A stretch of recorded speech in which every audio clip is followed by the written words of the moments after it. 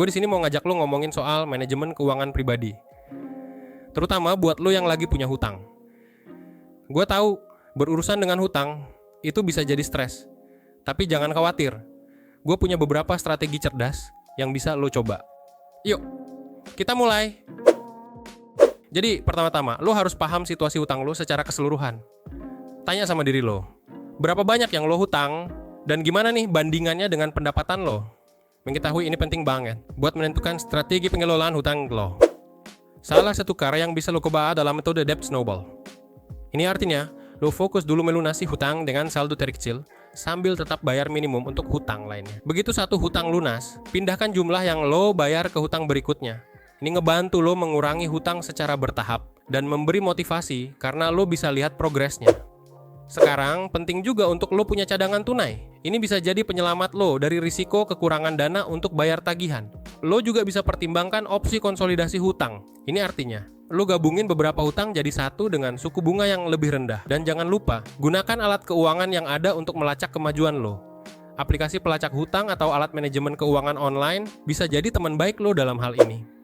Oke, sekarang kita ngomongin soal menetapkan tujuan finansial yang smart. Ini bisa bermacam-macam, mulai dari menabung untuk dana darurat, melunasi hutang kartu kredit, sampai merencanakan pensiun. Integrasikan tujuan ini ke dalam anggaran lo, biar lo tetap fokus dan motivasi. Tujuan finansial lo harus spesifik dan terukur. Misalnya, menabung 1 juta rupiah dalam 2 tahun. Ini membantu lo mengukur keberhasilan lo tiap bulan.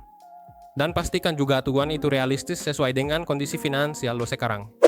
Kemudian, lo perlu buat dan patuhi anggaran yang terstruktur. Hitung pendapatan bersih bulanan lo, terus kategorikan pengeluaran lo. Cobain aturan AMPU sama 30-20, di mana 50% pendapatan untuk kebutuhan, 30% untuk keinginan, dan 20% untuk tabungan dan hutang. Monitor pengeluaran lo secara rutin, dan sesuaikan anggaran kalau perlu. Dan jangan lupa pentingnya menabung. Mulai dengan dana darurat, dan bertahap naikin tabungan untuk mencakup pengeluaran hidup selama beberapa bulan. Terakhir, lo perlu strategi pengeluaran dan tabungan yang cerdas. Kurangi pengeluaran yang enggak perlu. Gunakan uang tunai buat pengeluaran variabel dan otomatisasi tabungan lo. Patuhi anggaran lo dan pantau pengeluaran secara teratur. Libatkan pasangan lo dalam perencanaan keuangan. Ini bisa sangat membantu dalam membuat keputusan keuangan yang bijak. Itu dia beberapa tips dari gue tentang manajemen keuangan saat punya hutang. Ingat, yang penting itu perencanaan dan konsistensi. Dengan menerapkan prinsip-prinsip yang kita bahas tadi, lo bisa mengoptimalkan pengeluaran dan meningkatkan tabungan lo.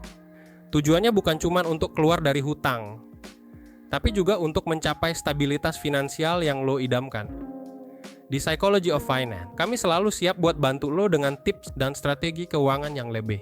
Kami percaya dengan informasi yang tepat dan pendekatan yang bijak, setiap tantangan finansial bisa lo atasi. Jadi, jangan lupa follow akun kita buat dapetin lebih banyak insight keuangan yang berguna. Sekarang, giliran lo buat mengambil langkah.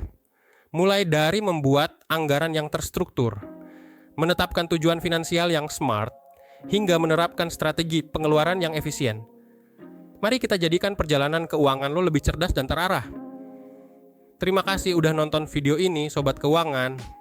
Semoga apa yang gue share bermanfaat buat lo. Jangan lupa like, share, dan subscribe channel kita buat update terbaru. Dan kalau ada pertanyaan atau pengalaman yang mau lo share, tulis di komentar ya. Sampai ketemu di video berikutnya. Tetap semangat dan bijak dalam mengelola keuangan guys. Bye.